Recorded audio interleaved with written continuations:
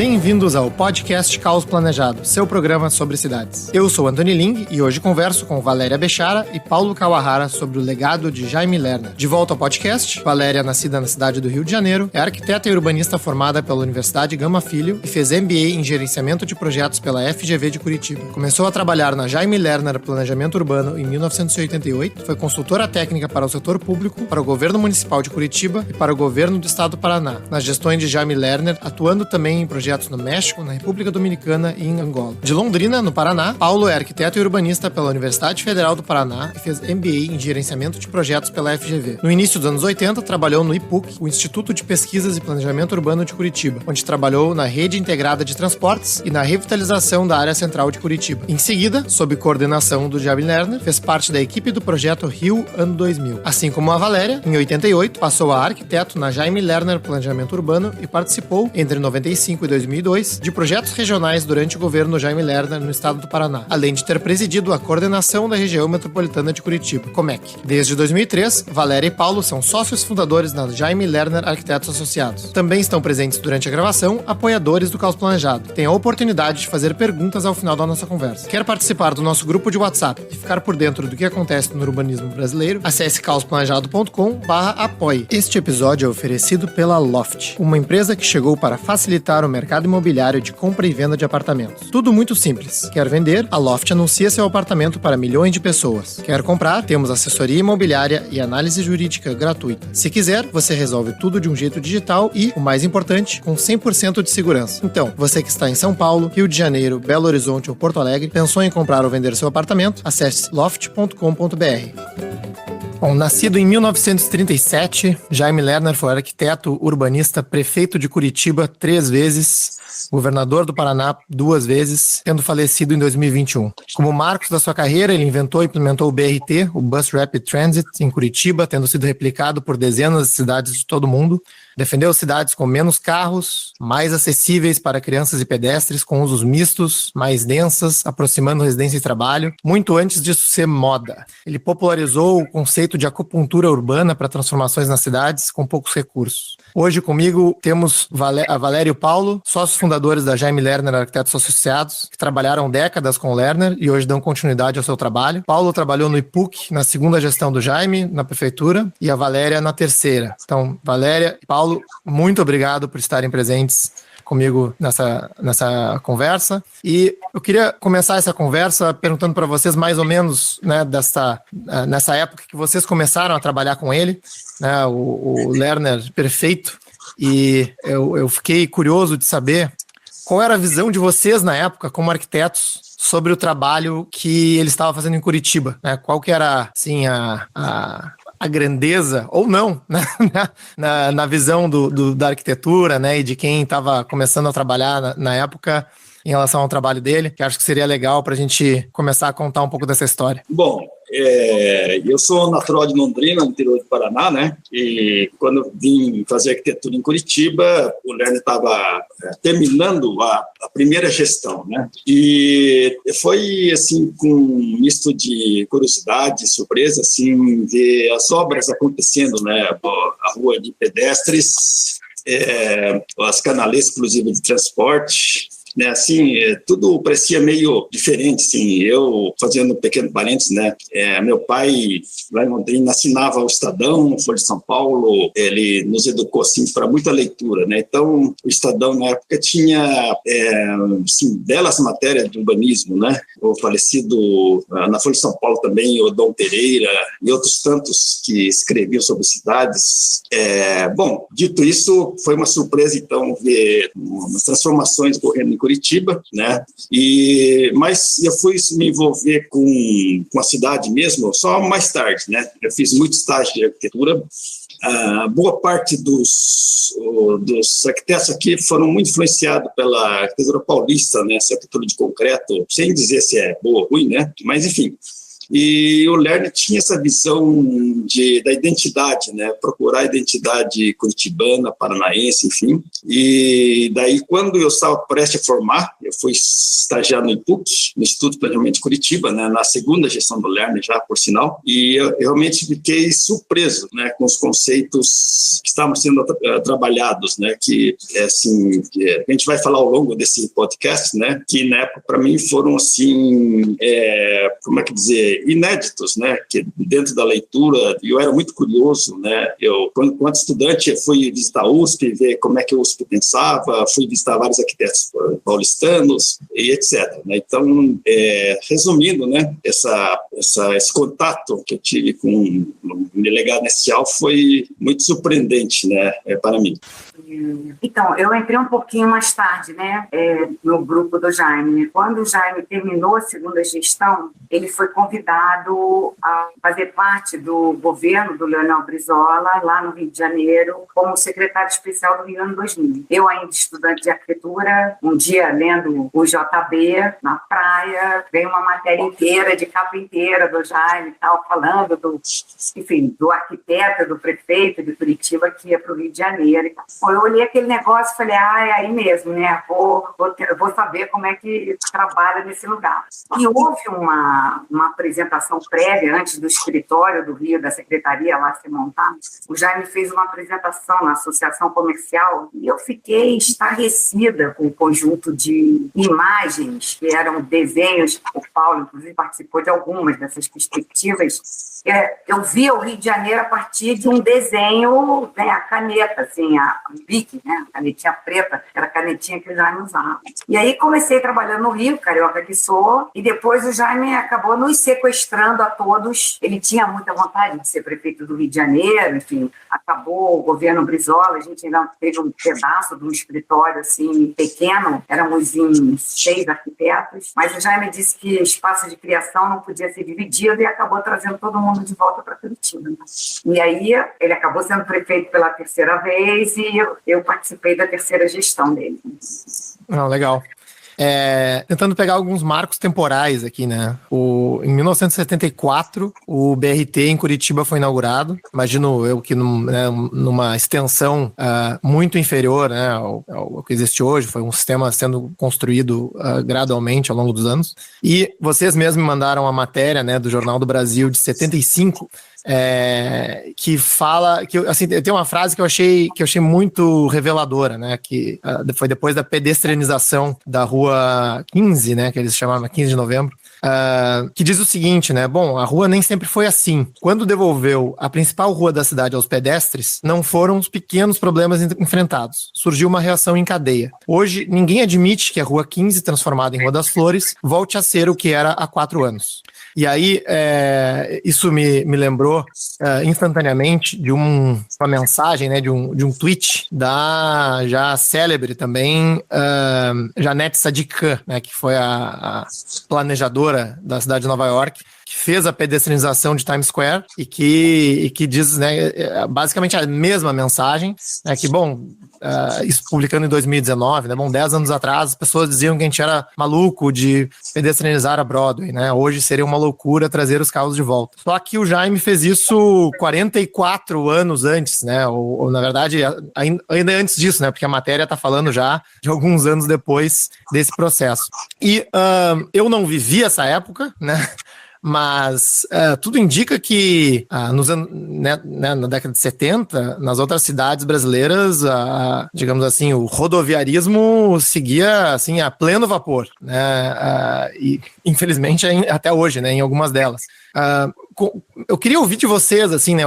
Vocês falaram assim, bom, era impactante ouvir as ideias dele, né? Essas ideias, elas tinham respaldo na academia, na população, né? Como que elas, ou melhor, talvez por que elas não influenciaram outras cidades com tanta, né, com tanto impacto como a própria cidade de Curitiba, né?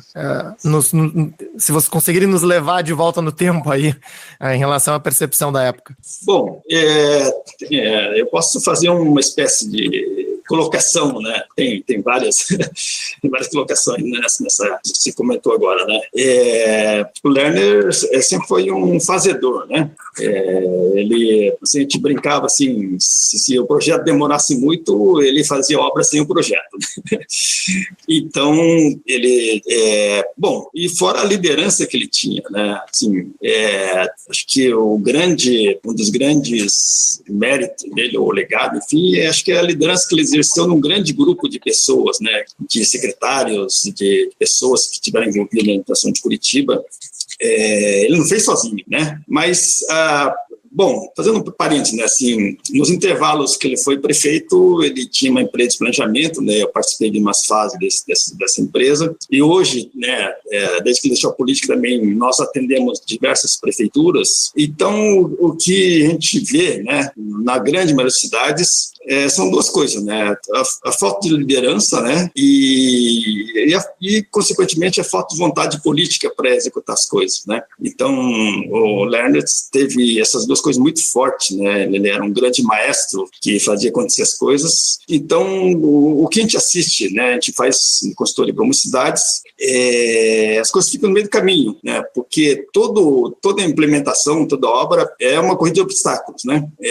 Então, é tudo muito difícil, né? Tudo complicado, enfim, e a maioria desiste no meio do caminho, né? Então, mas o Lerner, justamente, né, por essa visão, um cenário lá na frente muito forte, né, era muito seguro, assim, nos conceitos dele, e ele fazia, assim, com bastante urgência, né, senso de urgência. Então, é isso que realmente é uma das marcas dele, né. Valéria, se quiser fazer outra abordagem aí. Não, eu vou complementar um pouco o que o Paulo falou, usando um pouco as palavras do próprio Jaime, né? Primeiro ele dizia que, assim, não dá para ter todas as respostas, né? Quando você tem uma ideia ou você tem um projeto, é preciso ousar um pouco, é preciso ter coragem e começar. Ele dizia, o importante é começar. Você comentou sobre o BRT, né? O BRT é um título, né, que veio a ser dado num projeto que começou em Curitiba, mas o BRT de Curitiba nasceu de uma forma muito simples. Era uma canaleta exclusiva para o ônibus passar, um ônibus convencional, não tinha articulado, não tinha biarticulado, não tinha nada disso, e tinha uns chiqueirinhos, assim, umas coisinhas que eram umas estações muito incipientes. Quando eu disse lá que eu já me dizia que era importante começar, a parada da gestão, eu diria que o BRT foi quase um processo fenomenológico, assim. Não havia uma ideia lá no passado que o BRT viraria isso que ele virou hoje, né? Na medida em que as demandas iam aumentando, ia sendo pensado como resolver aquela questão. Então, o ônibus sozinho não dá conta, a gente tem que pensar num ônibus articulado. Pois é, então manda fazer, manda desenvolver tecnologia. Pois é. Então, mas o metrô tem uma performance um pouco melhor, porque as pessoas já entram com um conjunto de portas por vagão, já está com embarque em nível, já é pré-pago. Vamos resolver essa parada, desenha a estação tubo, né? Aí, na medida em que essa demanda também foi apertando, alguém desenvolve a tecnologia de um biarticulado. Pronto, o sistema virou esse negócio, né, que se transformou num bom modelo e num bom modal para quem tem pouco dinheiro e cidades do tamanho das nossas. Então, assim, para o Jaime, o importante era ter um início, né? E ele dizia, a gestão e os trabalhos que a gente, no caso ele, né, desenvolvia na prefeitura, era como um tiro, né, com um projétil que você pudesse ir redirecionando. Na medida em que você fazia, você auscultava a reação da população e podia corrigir. E aí eu volto lá para a primeira frase, né? Ninguém tem todas as respostas. A gente começa e aguarda a reação das pessoas, né? Entende-se que aquilo pode ser melhorado sempre. Esses depoimentos de vocês, para mim, pelo menos, são muito reveladores, né? Porque A gente fala muito aqui no Caos Planejado sobre essa diferença entre planejar e gerir, né? E esse conceito do Lerner parece muito mais um gestor, né, das iniciativas urbanas, de realmente ir ajustando o caminho ao longo do processo, do que alguém que está apresentando uma visão completa, né? E nas entrevistas do Lerner, ele diz que tinha uma frase que ele leu no México, né? Que mais vale a graça da imperfeição do que a imperfeição sem graça. Isso mesmo. E aí eu tirei aqui uma outra citação dele, que o compromisso dele é com a simplicidade e a imperfeição. Você não pode querer todas as respostas antes, o importante é começar. Se você querer todas as respostas antes, você não vai começar nunca. Então, o processo de planejamento é um itinerário onde você começa e deixa um espaço para a população te corrigir quando você não está no caminho certo. E pegando, né, talvez uma das justificativas pelo qual o próprio modernismo era tão sedutor como uma ideia de cidade era justamente a resposta pronta, né? A Jane Jacobs dizia isso, né, na sua obra, né, que era uma resposta atraente, né? Bom, a gente já tem um modelo de cidade que a gente vai lá e a gente só entrega esse modelo de cidade, né? E todo mundo vai. Mas é um modelo de cidade que todo mundo vai lá e copia, né? E aí, pelo que eu entendi do depoimento de vocês, talvez esteja aí, né, um dos motivos, né, que esse jeito de fazer a cidade não seja tão replicável, né? Porque se a gente está ajustando incrementalmente, né, não tem como um outro prefeito, né, recém-empossado, que talvez não seja, né, nem arquiteto urbanista, não tenha a mesma visão, não tem como ele copiar essa estratégia, né, porque, na verdade, talvez nem o próprio Jaime sabia o resultado final de onde ele ia chegar, né? Não sei o que vocês acham, assim, dessa minha longa reflexão aqui. Deixa eu começar, Paulinho.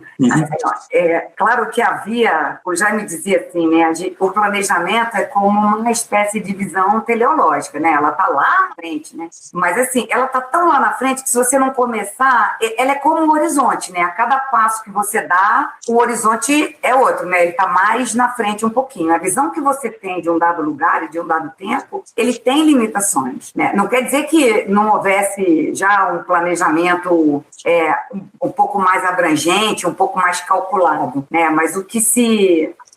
Deixa eu falar, vou fazer um parênteses, assim, né? Quando eu fui curadora da exposição de 50 anos do Jaime Arquiteto, né? E o recorte que eu resolvi usar, assim, é muito da leitura que eu faço dele, né? O Jaime era um cara muito complexo. Apesar de falar com muita simplicidade as coisas, ele enxergava as coisas através de muitas camadas. Assim. O recorte temporal, o recorte da exposição que eu fiz, eu falava sobre aquela pessoa que trabalhava com a funcionalidade e trabalhava com a arte simultaneamente, né? Assim, Curitiba, ao mesmo tempo em que fez um desenho das estruturais, dos ônibus para carregar pessoas a longas distâncias, das rápidas, que eram os binários que são, né, os binários que acompanham a ossatura do transporte coletivo. Ao mesmo tempo em que isso foi desenhado, também foi pensado na Rua 15, que é uma rua para pedestre, que é num outro tempo onde o rápido desaparece, onde a longa distância desaparece, onde é o passo a passo do pedestre que descobre aquelas pequenas esquinas, que senta numa mesa de café, que não tem essa pressa toda, né? Então, assim, esse nível de complexidade, Curitiba hoje tem talvez o maior índice de área verde por habitante, mas todos os parques de Curitiba foram primeiro uma solução de macrodrenagem para a cidade. Depois, o que a gente faz? Eu preciso ter um lugar onde essa água corre quando essa cidade for se permeabilizando na medida em que ela vai se adensando, se ocupando. Mas isso só não bastava para ele. Então, eu tenho uma questão funcional, que é a macrodrenagem, e junto com ela, eu chamei de arte, né, funcionalidade, tudo isso que é matemático, que é desenhável, e arte, tudo que nos pertence, né? É a arte do pensar, é a arte do imaginar, é a arte do fazer, é a arte do lazer, nesse sentido em que são essas complementaridades que, na verdade, é disso que a gente vive, né? Assim, não adianta pensar que o prefeito vai fazer alguma coisa ou vai ser reconhecido por resolver o esgoto, né? Ele vai resolver o esgoto se ele fizer um adicional, né? Se ele fizer para tudo isso uma coisa que as pessoas de fato possam usar e tal, né? Então, não era tão caótico, sabe, Anthony? Era uma coisa que, assim, ela reservava um espaço para que as pessoas pudessem reagir. E nessa reação você poderia continuar a sua trajetória ou ir acertando e resolvendo esses entraves, mas não se catatonizar, né? Assim, as dificuldades são enormes. Então ninguém faz nada, né? Eu dizia que o Jaime não tinha pâncreas, nem fígado, que ele não tinha medo, né? Era uma coisa... E se tivesse que apanhar no caminho, apanhava também, sem problema nenhum. Ele corrigia. Ele não era uma pessoa que se achava o dono da verdade final, né? Um recorte que eu quero colocar também, acrescentar o que o Valério falou, né? Quase a mesma coisa dito de outras palavras, assim, né? Além de ter liderança, além de ser um fazedor, né? Ele reunia, né, conceitos, digamos, até filosóficos, né? Que eram diferentes dos outros. Nós temos muitos prefeitos, sempre tivemos prefeitos fazedores, né? Das mais diversas instâncias, ou governadores, ou até presidentes, né? Mas ele, desde cedo, né? Você vê nessa matéria do JB de quase 50 anos atrás, né? Como ele já construiu, né, esses conceitos básicos que hoje, você que pesquisa muito urbanismo contemporâneo, converge, né? Esses conceitos no que se diz uma cidade boa ou sustentável, né? Então, tem N exemplos, né? Por exemplo, o que está em Curitiba, fica claro a primazia do espaço público, né? A primazia do transporte coletivo. Tem muitos, a gente diz, Curitiba, ele próprio dizia, Curitiba não é nem um paraíso, né? Sempre uma coisa em construção, mas com certeza, isso é testado não por nós, mas por quem visita Curitiba. Curitiba tem os fundamentos, né, sólidos para uma cidade sustentável, né? E nós temos muito orgulho, a população tem muito orgulho disso aí, né? Esse passo a passo depende dos próximos administradores para melhorar, mas voltando, ele tinha desde cedo já construído esses conceitos básicos, né? Que a Valéria falou também de arte e funcionalidade, né? Posso dizer de outra maneira, né? Assim, o Lerner, assim, como estagiário eu assisti, né? O Lerner, toda semana, toda quinta-feira, ele fazia reunião no IPUC lá, né? Com a diretoria do IPUC, fazendo as grandes linhas, depois ele descia lá para as pranchetas. Eu era estagiário, ele conhecia todo mundo. Paulinho, o que você tem para mim hoje, né?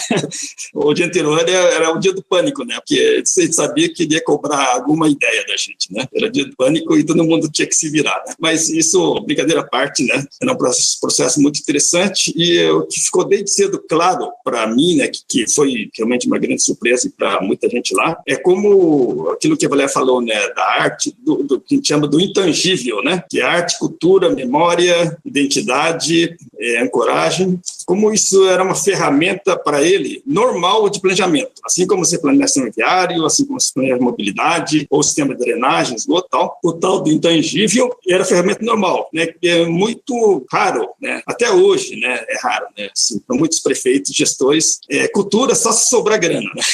Só pensa em cultura e sobrar grana, mas com Jaime não, era a ferramenta de desenho mesmo, né, ver como é que esse tal do intangível, né, chega na prancheta e depois chega na obra, né? Então, para mim, isso é um dos aspectos assim fundamentais que ele deixou, né, como legado. E Paulo e Valéria, vocês saberiam dizer assim, porque vocês falam como ele já tinha assim esses princípios filosóficos, né? Bom, ele chegou ali na prefeitura, ele tinha 33 anos, né? Num ambiente acadêmico que, ao meu ver, era dominado por outras ideias diferentes, né? Vocês têm, assim, uma sugestão de onde ele, né, de que fonte ele bebeu, né? O que água ele bebeu para chegar nessas ideias? Bom, Valério, não sei se quer falar. Eu presumo, né, assim, porque ele, só historiando um pouco, ele é engenheiro e arquiteto, né? Ele fez engenharia na Federal aqui, não tinha arquitetura, se formou e ele ganhou uma bolsa na França, né, em Paris, né? Ele ficou 2 anos em Paris, ele trabalhou com urbanismo. E eu reputo, né, assim, essa estadia lá, assim, como uma grande influência no pensamento dele, né? E ele queria muito fazer arquitetura. Na volta, abriu um curso de arquitetura e ele complementou. Então, ele se formou e desde cedo envolvido como estudante, depois lá como profissional muito cedo, envolvido nas discussões da cidade, né? Havia toda uma efervescência já, né, na época, mas parte disso reputo essa passagem pela Europa. A gente sempre diz que o paradigma urbanístico dele, né, não é Estados Unidos, é europeu, as boas cidades europeias, né? Como a Europa trabalha, então, toda cidades compactas, com capacidade, solucionando bem o transporte coletivo, ao contrário dos Estados Unidos, que é, grosso modo, a tal da suburbanização, né? Então, reputo isso em parte, né, essa água que ele bebeu. Valéria. Eu vou andar um pouquinho mais para trás, né? O Jaime, filho de imigrantes, né? 5 irmãos. O pai dele era um lojista, como judeu no Brasil, né? Assim, eles estão sempre na área comercial, né, da cidade. O Jaime morou na sua infância num sobrado, né, que a loja ficava embaixo e a casa deles ficava em cima. Talvez na principal rua de Curitiba. Ele dizia, eu estou usando assim, eu concordo muito com o que o Paulo disse.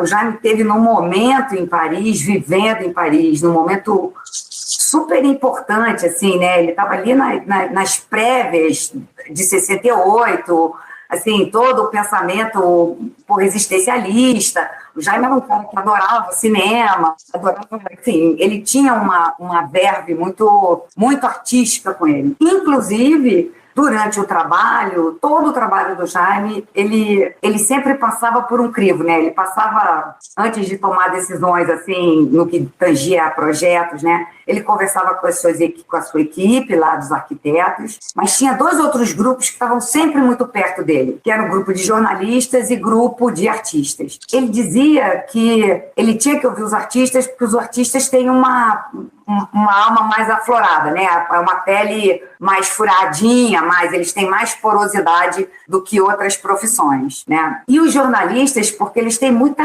percepção, né? Capacidade de síntese, de entender uma conversa comprida e transformar numa manchete. Então, ele gostava de saber qual era esse resuminho, né? Esse lead, essa manchetinha do próprio pensamento. Mas o próprio Jaime dizia que a infância dele foi uma espécie de pós-graduação em cidade. Ele nasceu numa cidade muito movimentada, que numa ponta da cidade ficava a estação de trem, por onde todo o interior do Paraná chegava, e na outra ponta da rua ficava o Palácio da Prefeitura, o Palácio de Governo. Na frente do terreno dele tinha um terreno baldio, que era onde o circo chegava, e era onde ele conseguia um dinheirinho, ele ia lá ver aquela gente de meia arrastão furada. Ele dizia, aquela pobreza do circo, aquilo é maravilhoso, aquelas mulheres de meia arrastão furada. Ele tinha uma coisa, o Jaime era um menino da rua, assim, ele foi criado, teve uma infância na rua, né? Vendo gente numa capital de estado chegando com dinheiro, sem dinheiro, de terno e gravata, de botina, né? Essa coisa do ser humano e da calçada, a Jane Jacobs fala da dança das calçadas, né? Assim, já foi criado na calçada na rua, talvez a rua mais movimentada da cidade. Ele atribuía que parte da sensibilidade dele, como urbanista, foi ali, na infância dele, né? E, claro, o cara sai daqui engenheiro e vai estagiar no escritório do Candelice, que, assim, o Candelice já era uma espécie de um sujeito meio que fora da curva, né, desse urbanismo totalitário, do modernismo, sabe? Ele já era uma pessoa que botava isso na pauta, né? Eu acho que depois disso já me chega, ele é convidado a ser professor da universidade, não vai, ele diz, eu não vou ser professor de arquitetura, eu quero fazer arquitetura, né? Complementar com aquilo que é a parte das humanidades, né? Que a engenharia pouco vê. Então, o que tem a ver com isso? Mas também, assim, o Jaime era um cara que ele era um diamante multifacetado. Ele tinha assunto com todo mundo, com criança, com adolescente. Os meus filhos adoravam vir ao escritório e conversar com o Jaime. Então, assim, ele era um cara que ouvia tudo e ouvia todo mundo, né? Isso cria um caldo intelectual em você que o Jaime não tinha crises geracionais, essa coisa, sabe? Era um sujeito que acho que isso ajudava também. Não, é muito interessante, né? E casa com o que ele falou, que, enfim, a gente já sabe fazer cidade há séculos, né? As cidades mais aprazíveis talvez sejam, né? A gente tem exemplos muito mais antigos para pegar de referência. Mudando um pouco de assunto, e aí por curiosidade minha mesmo, de não conhecer essa história por completo. E qual foi o envolvimento dele com o IPUC, né? Porque várias matérias dizem que ele participou, né, de alguma forma da criação do IPUC, e com certeza foi uma instituição de extrema relevância, né, em seguida no desenvolvimento urbano de Curitiba, e que muitas cidades até hoje têm como referência, né, ou como modelo, né? Puxa, a gente teria que ter Porto Alegre deveria ter um IPUC, né? Eu já ouvi esse tipo de afirmação algumas vezes. Se você pudesse fazer um comentário, né, sobre isso, mais para minha curiosidade, também seria excelente. Bom, só historiar um pouquinho, então, na década de 60, né, lá pelos idos de 65, o Lerner já estava de volta, enfim, né, recém-formado em arquitetura, ou quase findando, né. O então prefeito Ivo Arzua contratou o Jorge Wilhelm, ou Jorge Wilhelm, né, não sei como é que diz, já falecido, para fazer um plano para Curitiba, né? Então o Jorge Wilhelm também é uma personalidade, uma pessoa fascinante, né? Com um pensamento muito próximo do Lerner, e trabalharam juntos nesse plano de Curitiba, e a partir daí foi fundado o IPUC, né? Então o Lerner é um dos fundadores do IPUC. Ele começou muito pequeno, né? Muito pequeno, muito entusiasmado, né? E o Lerner, antes de ser prefeito, ele presidiu o IPUC, né? Ele presidiu o IPUC, onde então desenvolveram, o Jorge Wilhelm traçou as primeiras diretrizes do sistema estrutural, né, que acabou vigorando. Daí o Lerner, enquanto presidente, ele detalhou tudo isso, né, com a equipe, e enquanto prefeito mandou ver, né? Executou isso. Então, isso um super resumo dessa época do IPUC. E o IPUC foi crescendo, né? Então eu tive o privilégio de trabalhar lá, né, como estagiário, como arquiteto. Claro, não conhecia outra cidade, não sabia como eram as administrações, né? Mas realmente seria muito bom se as cidades pudessem ter estruturas mínimas de planejamento, né? Que, assim, no nosso contato que hoje nós temos com diversas prefeituras, é raro realmente ver cidades que dão o devido valor, né, para o planejamento, né, e para o desenho urbano, enfim, dessa forma mais humana de ver a cidade, né. Via de regra, prevalece a questão viária, né, as vias expressas, ou, enfim, o tal do intangível sempre ausente, né. Então, eu acho que então o IPUC realmente representou, assim, um grande instrumento, né, da transformação de Curitiba, com certeza.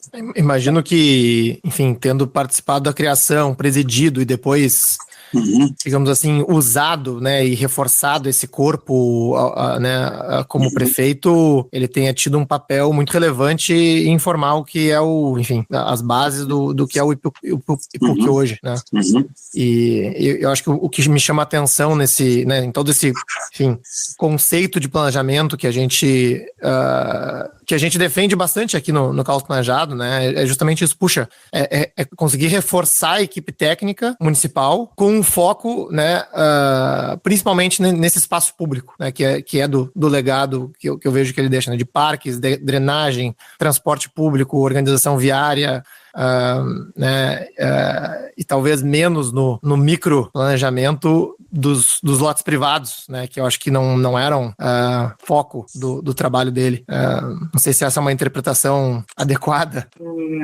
Deixa eu fazer uma complementação só, né, que assim, antes de nascer o IPUC, quando o Jorge Wilhelm enquanto ele fazia o planejamento de Curitiba, a prefeitura criou uma espécie de escritório espelho em Curitiba, que se chamava APU, que era uma associação de pesquisa e planejamento, né? Essa associação foi quem, enfim, dava conta de ouvir e fazer os levantamentos que, enfim, a equipe de São Paulo precisaria, né? E o Jaime fazia parte, desde o primeiro momento, dessa equipe, e em seguida transformou aquilo no IPUC, no Instituto, e trabalhou ali, foi presidente, enfim, quando virou prefeito, ele já tinha uma massa. Mas complementando o que você falou, assim, o IPUC tem é parte do ofício do IPUC planejar o território, né? Então, o IPUC tem lá desenhado para quando um bairro X chegar a não sei quantos mil habitantes, é necessário que a escola seja duplicada, ou que se faça uma outra escola, ou que o posto de saúde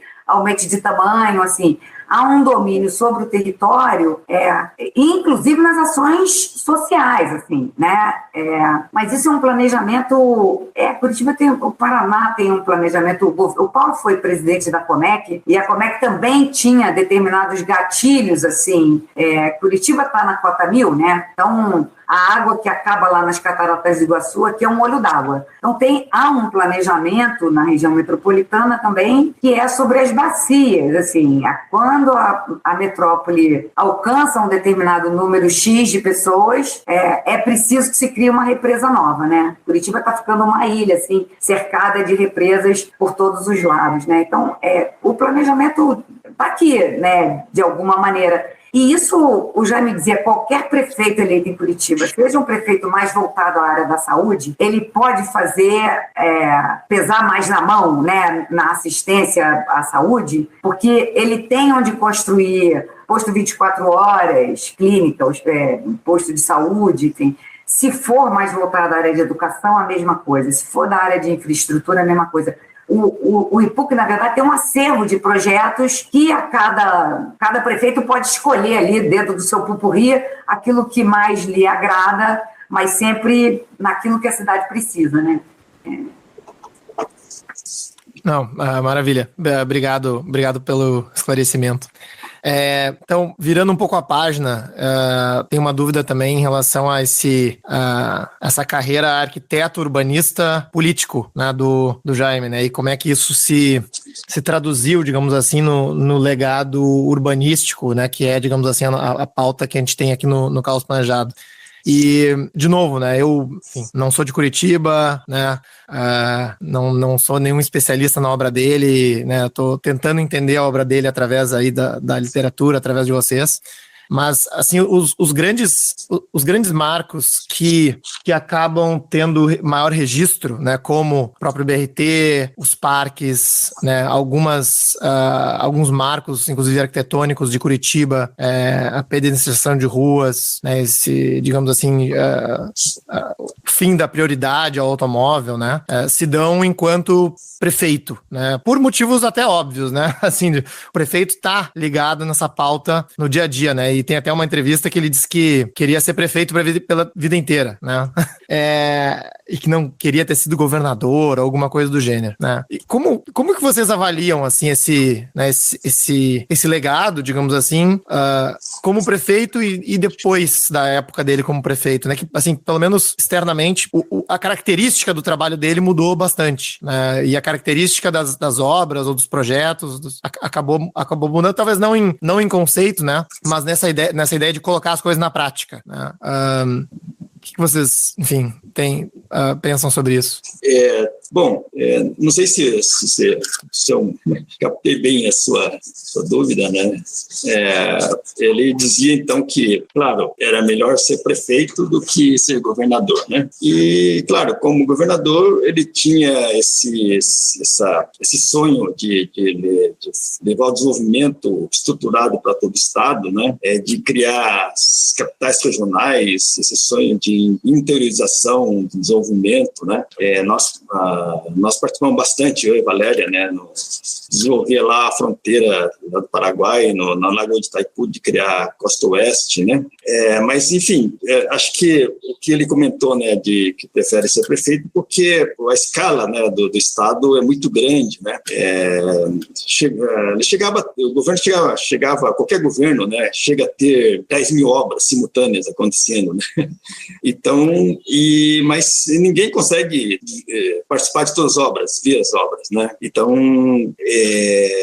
a questão de um governo estadual ou nacional fica mais, assim, dependendo de narrativas mesmo, né? De você criar uma boa narrativa para que o povo absorva aquilo e não poder participar diretamente como é numa cidade, né? A cidade está tudo na mão, né? Até como administrador você visita a obra dia sim, dia não, enfim. Então, acho que é muito nesse aspecto, assim, de poder realmente ver as coisas acontecendo que que eu creio que surgiu outra frase dele, né, que ele preferia ser prefeito do que governador, né? E como a Valéria comentou, ele quando trabalhamos no Rio, ele gostaria muito de ter sido prefeito do Rio de Janeiro, né? Estudamos no Rio de Janeiro, ele tinha uma série de ideias e eu acho que ele, se ele pudesse ter sido, se ele fosse, né, ele acho que ele teria contribuído muito lá para o Rio de Janeiro. Eu vou tentar, enfim, parafrasear a minha dúvida aqui para a Valéria complementar, né? Tentando ser um pouco mais direto, assim, será que o Jaime Lerner, político urbanista, né,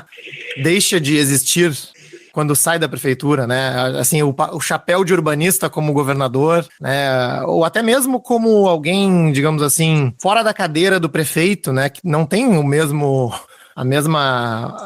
poder de execução, né, de alguém que está lá tomando decisões no dia a dia, né? Eu tô querendo entender como é que foi assim o durante e depois desse momento como prefeito. Deixa eu dizer o que eu acho, né? Assim, eu vou dizer nem o que eu acho, o que eu ouvi do Jaime algumas vezes, né? Assim, como eu disse para você, né? A história do planejamento, toda essa questão funcional. O Jaime migrou da cadeira de prefeito para a cadeira de governador de igual tamanho. Assim, nós planejamos o território do Estado, tanto do ponto de vista das infraestruturas, como das supraestruturas e como da história dos intangíveis. Eu acho que de todos os projetos, inclusive computados os da prefeitura, talvez o mais simbólico e mais lindo dos projetos que o Jaime pôde pôr à mão ao longo da sua vida política, digamos, foi o projeto do Comboio Cultural, né? Nós transformamos 7 ônibus em 7 ônibus de arte. Tinha literatura, balé, ópera, música clássica, música popular, daqui a pouco me lembro do resto. Esses ônibus tinham a função, nós desenhamos todos eles por fora, eles carregavam a trupe ali dentro e eles viajaram por 4 vezes todas as cidades do estado fazendo espetáculo. Assim, não é porque estava no ônibus que não era... Trouxemos a Rosa Magalhães para fazer toda a parte cenográfica, né?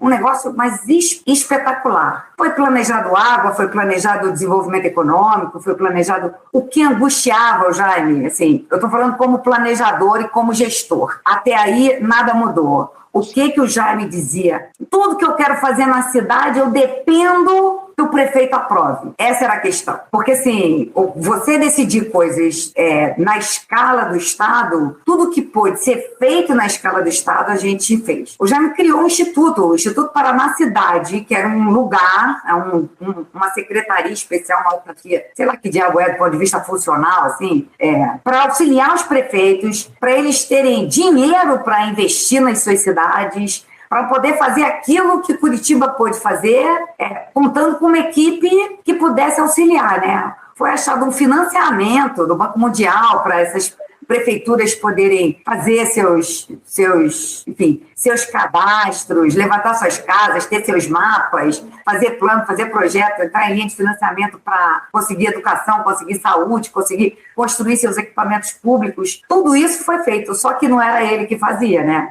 Ele dizia, eu dependo que o prefeito, venha pegar dinheiro, que ele use da forma correta, que ele tenha interesse na pauta que o Paraná Cidade oferece, né? Ele, ao invés de ser governador, ele gostaria de ter sido prefeito de 399 cidades simultaneamente. Não era o volume das obras, não era a quantidade das obras, era a proximidade com as pessoas, era poder inaugurar uma escola. Assim, eu vi algumas ruas de Curitiba, quando eu mudei para cá, assim, Curitiba já não era tão pequenininha, né, mas estava beirando 1 milhão de habitantes. E eu moro lá em Carapitada do Morro, já que não tenho praia, eu fui morar em cima do morro, né, como qualquer carioca que mora no Jardim Botânico. Eu fui morar em cima do lugar meio distante. Cada vez que a prefeitura passa um asfalto, imediatamente as pessoas terminam seus muros, fazem suas calçadas, plantam suas árvores, pintam suas casas. O Jaime adorava ser prefeito, né? Não é que ele não pudesse nem ser político, nem gestor. Eu acho que ele foi, e muito bem, assim, né? O Paraná se industrializou de uma forma exponencial, assim, foi um trabalho bacana. Ele não gostava, porque a escala dele, primeiro era apaixonado por Curitiba, né? Era essa coisa, assim, tinha que estar na cidade, né? Mas eu acho que o que ele pôde transpor como escala para o Estado, ele transpôs, mas a infelicidade dele era ter que convencer os prefeitos de que as cidades valem a pena. Porque é isso, né? Nem todo prefeito sabe que a cidade vale a pena. E isso, para ele, era uma razão de incômodo profundo. Me lembrei de um aspecto interessante, né? Que essa coisa do político urbanista, né? Que está colocando, tanto na prefeitura quanto no governador do estado, ele tinha 2 gabinetes, né? De manhã, ele tinha um gabinete de planejamento estratégico, né? De discutir, no caso de Curitiba, discutir a cidade, discutir novos projetos e tal, e reservava a tarde, então, para despachar, né? Atender vereador, ouvir as pessoas, tal, e ele sempre dizia que aquilo era fundamental, essa separação, né? Para poder, porque a gente vê nos outros prefeitos, né? O pessoal fica afogado no dia a dia, né? Não consegue ter tempo para pensar o estratégico nos projetos, né? São poucos que conseguem fazer essas 2 tarefas, né? E no governo, idem, né? O governo, ele tinha lá um gabinete ecológico, enfim, né, que a gente teve o privilégio de trabalhar, que então se formulava as grandes estratégias e à tarde ia para o palácio, né, onde então recebia os... Então foi um modus operandi assim, muito interessante, né, que eu acho que devia ser imitado pelos administradores, né. Ele chamava de gabinete da potencialidade e os gabinetes da necessidade. Então, de manhã era sempre o espaço de criação e daquilo discussão de projetos que podiam mudar o perfil, né? Seja da prefeitura, com algo novo, com algo, enfim, que gerasse um certo impacto. E de tarde botava terno e gravata. O mesmo secretário que ia apresentar uma ideia de manhã ia para o gabinete da prefeitura ou do governo de terno e gravata para pedir dinheiro porque tinha obra atrasada, mas as 2 coisas ele não botava no mesmo lugar, né? Eu tô adorando essas histórias e, enfim, eu acho que para também dar um pouco mais, para tangibilizar um pouco o tema desse podcast, eu queria perguntar para vocês assim, o que vocês acham assim que foram talvez o principal ou, né, o principal característica do legado dele, né? Então, considerando que a gente tem muita gente aqui no podcast que ou é interessado por cidades, ou trabalha em cidades, né, ou é urbanista, né, digamos assim, que lições a gente pode tirar do trabalho dele, que talvez não estejam assim tão explícitas, né, na fala dele, e que talvez, né, gente que trabalhou com ele durante anos pode traduzir pra gente. Bom, puxa vida, repetir um pouco do que eu falei, né? Assim, uma coisa é espírito de liderança, né? Coragem, capacidade de fazer, que muitos gestores têm, né? Que é necessário. E outro é a visão que se constrói, né? Ou não sei se chama isso filosofia, ou paradigma, ou o mantra, né? Eu acho que no caso dele houve essa conjunção dessas 2 coisas, né? Essa visão de uma cidade lá atrás, né? Que se viu no matéria de JB aí, né? Eles idealizaram, ele e a equipe idealizaram essa prioridade do transporte coletivo, as canaletas, muito antes da primeira crise do petróleo, né? Depois houveram outras crises tal, e acabou virando moda falar em mobilidade urbana, enfim, né? A coisa do prioridade de pedestre, enfim, essa construção é um valor inestimável, né? Assim, da minha convivência com ele, né? Enfim, ele é uma pessoa muito gregária, né? Aquilo que o Balé falou, ele era um antenado, ele dizia que os artistas são a antena da sociedade, né? Então, ele é uma pessoa muito cultural, né? Ele podia tá desabando o mundo, que ele pegava a família, a esposa dele e ia ir no cinema, né? Assistir um filme. De preferência, cinema de rua, né?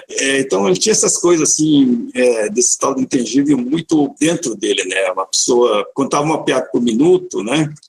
Despejava ideia o tempo todo, enfim, a gente brincava, né, assim, o normal é os velhos se podarem mais novos, né, mas com ele, nós é que podávamos ele, né, que ele despejando ideia, você, o que é isso? Isso não dá para fazer, né, ele insistindo, né, então, eu acho que, no caso, foi essa conjunção dessas duas coisas, né? Toda a construção desse ideário, em paralelo a essa speed de liderança, essa capacidade de gerenciar, né, um exército de pessoas em prol de bons projetos, né? E só remetendo um pouco à questão do político urbanista, né? Eu acho que um dos grandes méritos dele é o fato de ter ideias fortes, né, ajudou muito, né, mobiliza muito as pessoas, né, porque quando você não tem projeto, a gente vê aí vários governantes, presidentes, né, sem projeto você cai no centrão, né, você cai no quanto custa, né, o que você paga, né, então, e ele sempre foi nessa direção de jogar sempre na frente, né, com ideias e mobilizava as pessoas em torno das ideias. É claro que tinha esse lado escuro da política, né, sempre acompanhando, mas essa coisa da ideia, né, dos grandes projetos, né, isso realmente prevalecia, tanto na prefeitura como no governo, né, então eu acho que isso é um dos principais legados, assim, dessa parte política dele, né, de não deixar que as coisas mesquinhas prevalecessem, né, na administração da cidade ou do estado. Antônio, quisera eu poder fazer um resumo, é impossível, né? Assim, 40 anos de surpresas. Assim, o Jaime era uma pessoa surpreendente, mesmo.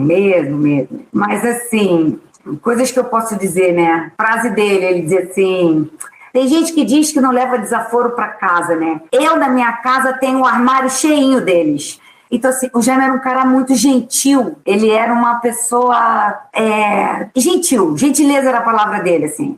Ele ouvia todo mundo. E talvez por isso ele conseguisse ser tão criativo, né? A criatividade não é uma coisa que você pare do nada, né? A criatividade, para nós, pelo menos, é juntar pedaços, fragmentos para algo novo, né? E, assim, o Jaime se abastecia de fragmentos de pensamento, de desejos, de desaforos, assim, tudo isso entrava naquela sopa, naquele caldeirão e se transformava em criatividade, assim, eu gosto de resumir por minha conta e graça, né, que a gente faz um planejamento do trem, né, pare, olhe bem, escute e avance, né, assim, o Jaime era um cara que parava, observava muito, tinha uma capacidade de percepção enorme, né, ele dizia: a cidade fala pra gente. Eu não preciso olhar um dado do IBGE.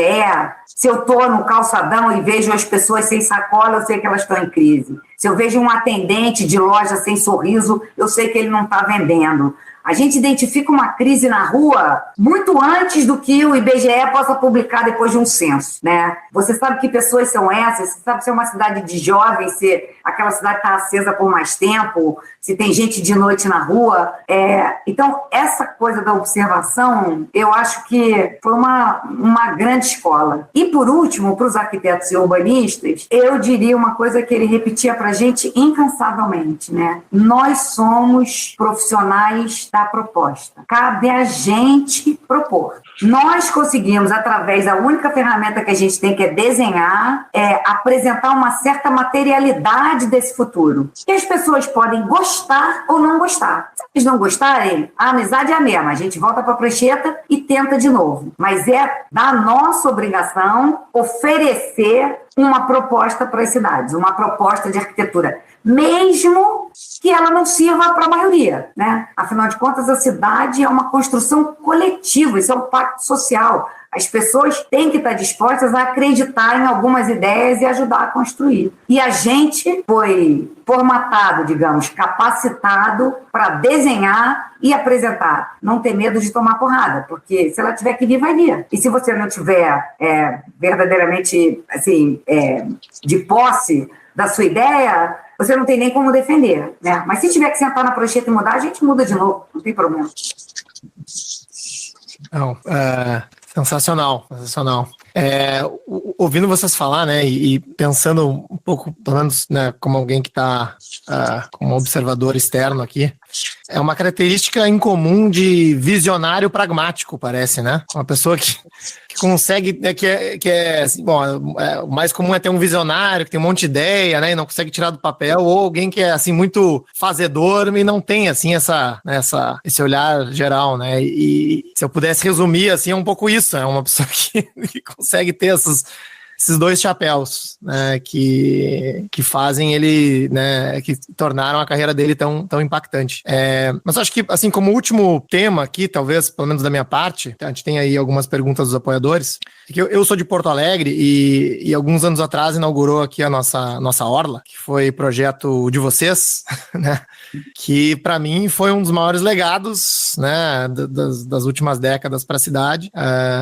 E aí eu não sei exatamente quais foram os últimos projetos do escritório de vocês, mas imagino que tenha sido um projeto grande, né, dentro aí dos últimos projetos realizados. E tem um fato assim que me incomodou muito na história desse projeto, que foi digamos assim, a chegada do Jaime aqui em Porto Alegre, né? Que quando o projeto estava sendo apresentado, isso lá por 2013, né, ao apresentar o projeto da Orla, ele chegou a ser vaiado aqui na Câmara, né? E aí, enfim, um dos argumentos era de que tinha sido contratado por notório saber, né? E, enfim, aí entra em um grau de subjetividade se o notório saber vale ou não, né? Mas eu não sei também se não pode ter sido alguma forma de retaliação política, né? Assim, eu não compactuo, digamos assim, com o Jaime político, serei contra, né, as suas propostas. Isso é uma interpretação minha aqui. E eu não sei quanto isso vocês acham que pode ter impactado na carreira dele, se isso era uma questão, né? Se isso era algo falado, né? Mas às vezes em algumas discussões, em algumas conversas, eu sinto um pouco isso nas entrelinhas, assim, e sintam-se à vontade para responder ou não também. Bom, o trabalho da Orla do Guaíba foi coordenado por um outro sócio, Fernando Canali, né? Ele esteve lá com o Lerner na ocasião, né? E realmente foi um evento assim marcante, né? Mas assim, pelo lado do Lerner, né? Eu acho que ele, pela vida política dele de tantos anos, idas e vindas, né? Eu diria que ele não incomodou muito ele não, sabe?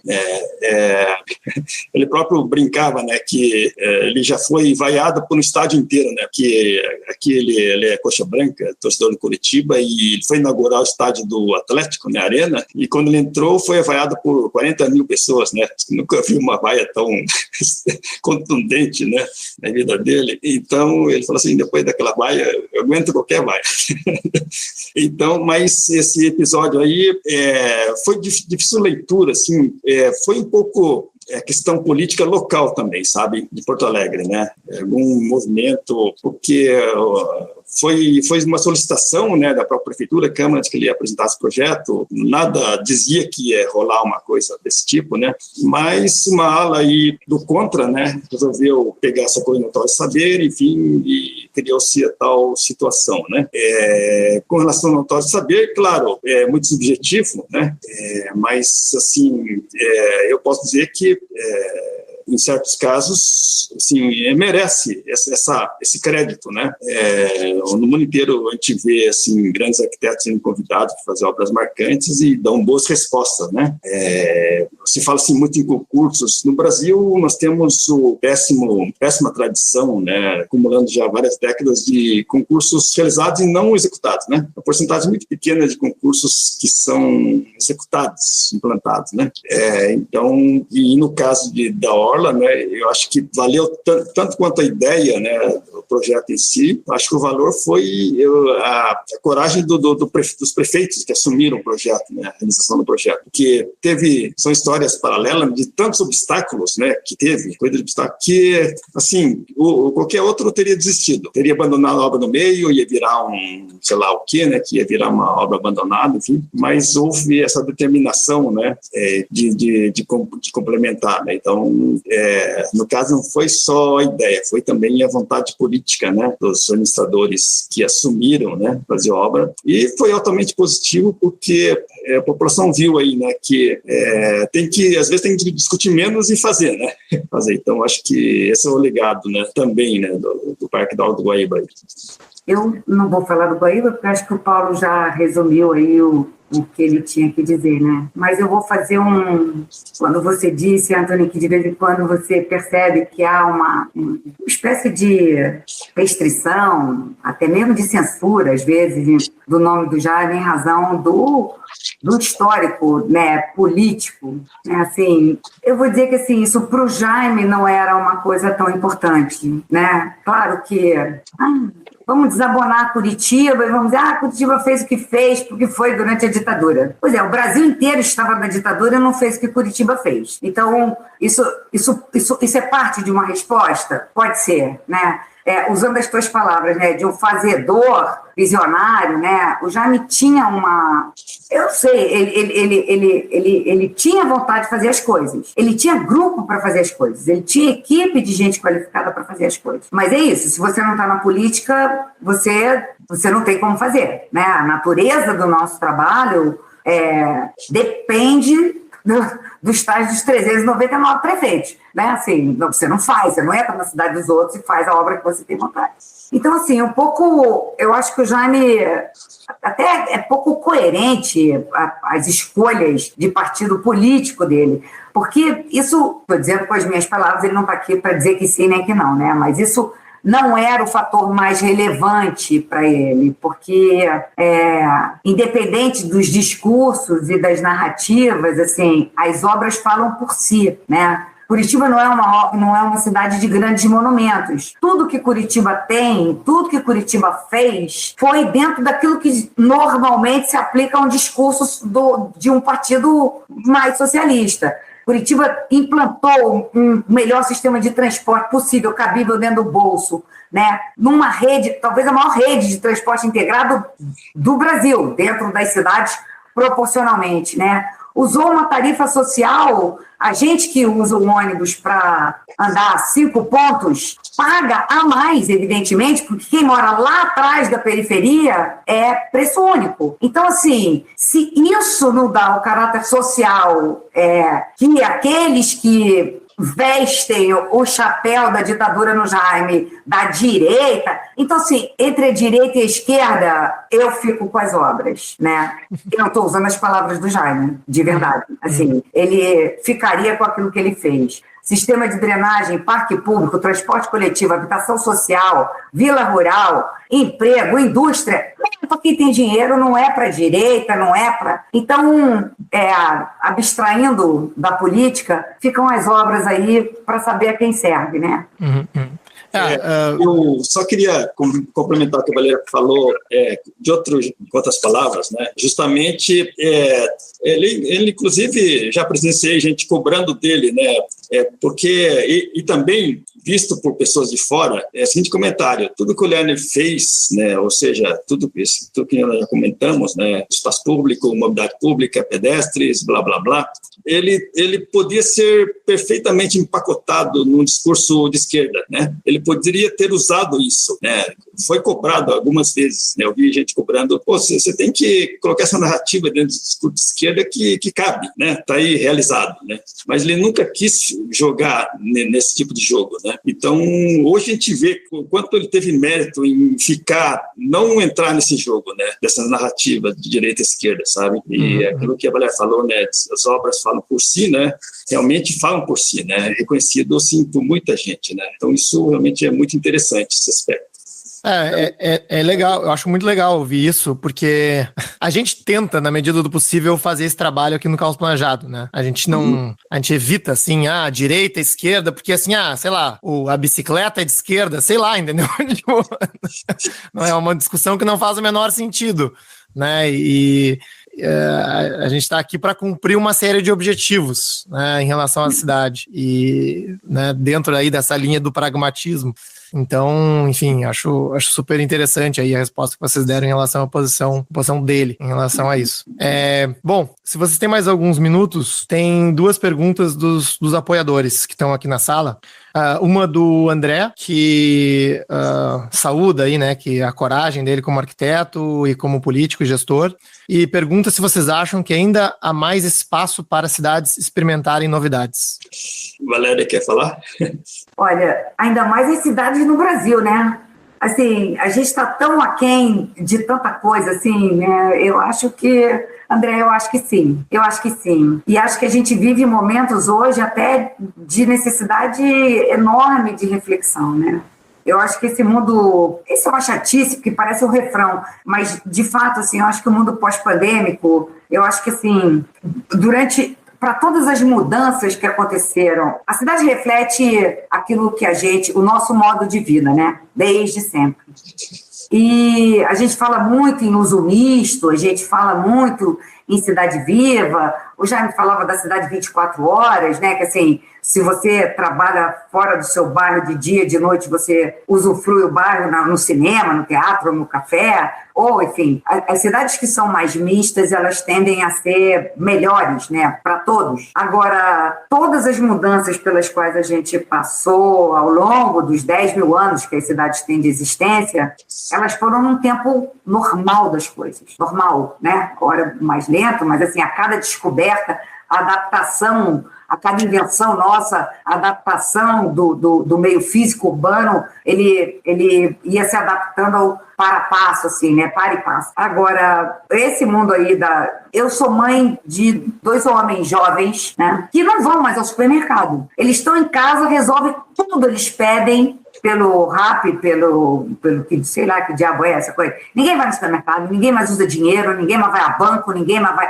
Eu fico pensando assim, tem lugar para novidade? Tem. Eu acho que a gente vai ter que pensar muito como é que a gente transforma, porque tudo isso que a tecnologia e o e-commerce talvez demorasse 15, 20 anos, ia quebrando um comercinho pequeno aqui, um ali, e a gente ia inventando outras coisas. Você vai nos centros da cidade do Rio de Janeiro, de São Paulo. Hoje, os edifícios comerciais estão às moscas, as ruas estão às moscas, as lojas fecham e não tem quem ocupe. Eu acho que tem lugar para novidade, mas a gente vai sofrer muito ainda, assim. De verdade, eu acho que a gente tem que dar uma solução urbana o mais rapidamente possível como um contraponto desse advento aí, dessa tecnologia, do e-commerce, que você compra qualquer coisa. Minha sobrinha casou, comprou 3 vestidos de noiva que vieram da China, e ela devolveu os 3 em 7 dias, não pagou, não saiu de casa, não experimentou. Gente, o que vai acontecer com as nossas cidades? Assim, isso é uma coisa que a gente vai ter que pensar.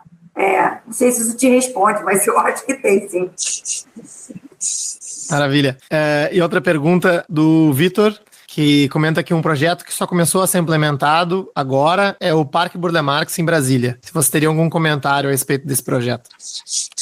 Nós fizemos um plano para o Distrito Federal já há mais de 10 anos, né? E nós desenhamos um conceito para o Parque Burle Marx, né? Então, eu não tenho nada a dizer porque não conheço o que está sendo feito, né? Mas provavelmente não é o desenho que a gente fez, né? Mas, assim, se eles estão fazendo algo, é um bom sinal, né? Porque é uma área gigante, né? Essa área lá. E, então, se eles estão executando algo para a população, né? Brasília que não tem praia, está lá longe, né? Realmente, com certeza, será muito bem-vindo para a população, né? É um comentário que, sem conhecimento do que está sendo feito, eu posso fazer no momento. Né? Maravilha. Olha, Paulo, Valéria, eu adorei conversar com vocês. Obrigado mais uma vez pela participação. E passo a palavra para vocês para as considerações finais e qualquer comentário que vocês acham que pode ter faltado nesse bate-papo. Bom, eu acho que vou ser repetitivo, né? Mas enfim, só reforçar essa coisa da liderança, do fazedor, né? Do conceito que ele carregou, né? Na vida dele, e acho que ressaltar assim, o quanto ele em pessoa é uma pessoa legal, né? Gregária, como falei, contava uma piada por minuto. Enfim, ele deixou realmente muita saudade para a gente, e uma pessoa dele seria mais Jaime Lerner, são fundamentais, né, para a nossa cidade, né? Ainda mais nesse novo momento, novos desafios, ninguém sabe bem, nós somos muito atentos ao que está acontecendo com a tecnologia, mas realmente sintetizar tudo isso não é uma tarefa fácil, né? Você sabe disso, né? E eu só finalmente lembrei de uma frase do Michael Dell, da Dell Computers, né?